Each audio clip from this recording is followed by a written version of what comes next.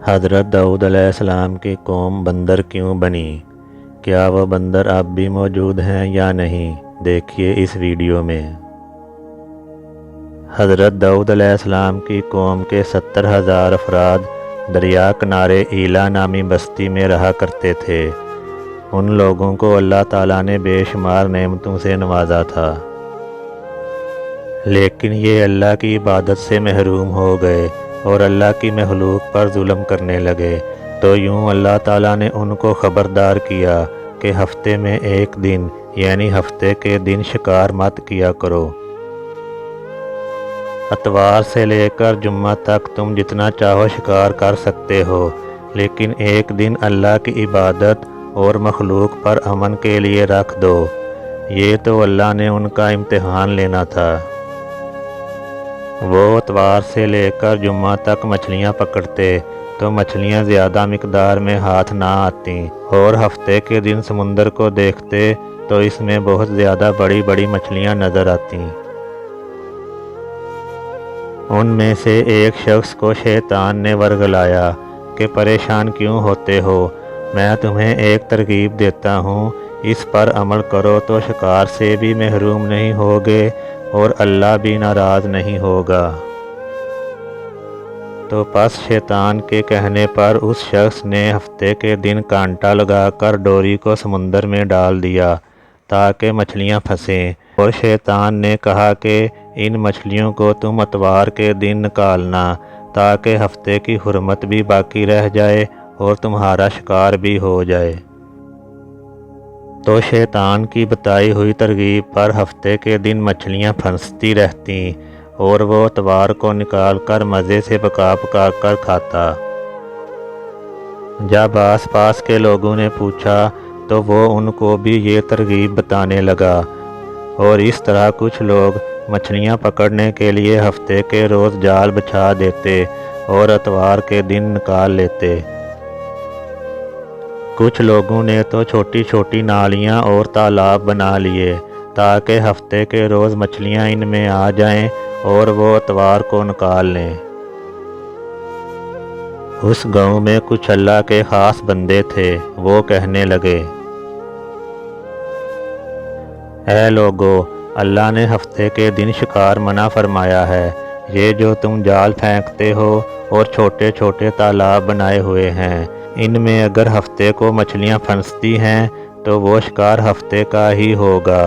اللہ کے عذاب سے ڈرو اور اللہ کی نافرمانی نہ کرو۔ وہ لوگ اس کا مذاق اڑانے لگے اور کہنے لگے کہ جو ہماری مرضی ہے ہم وہی کریں گے۔ پس اس بستی میں 3 گروہ بن گئے۔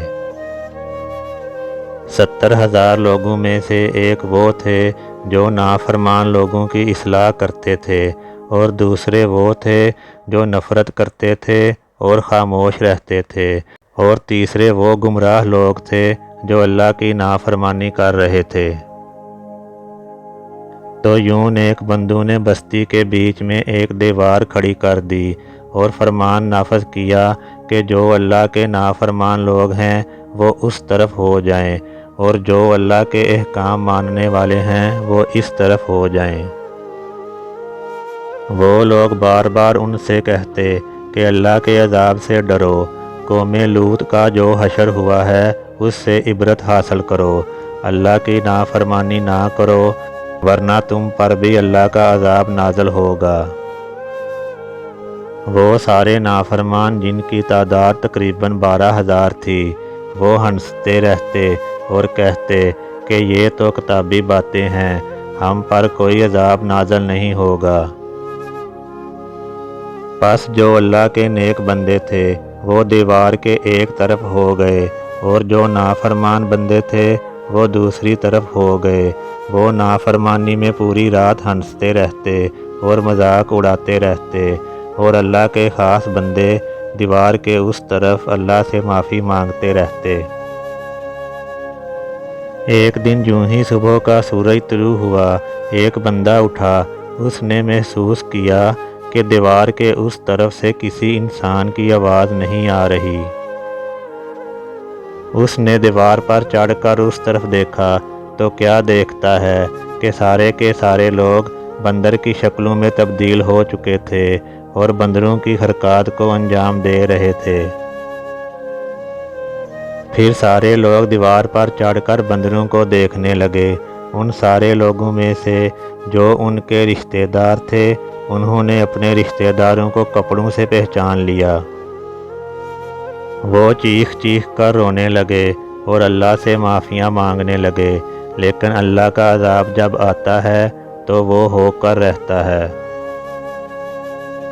وہ 12,000 لوگ جو بندر بن چکے تھے کچھ بھی کھا پی نہیں سکتے تھے اور یوں 3 دن بعد اللہ کے عذاب میں آ کر فنا ہو گئے۔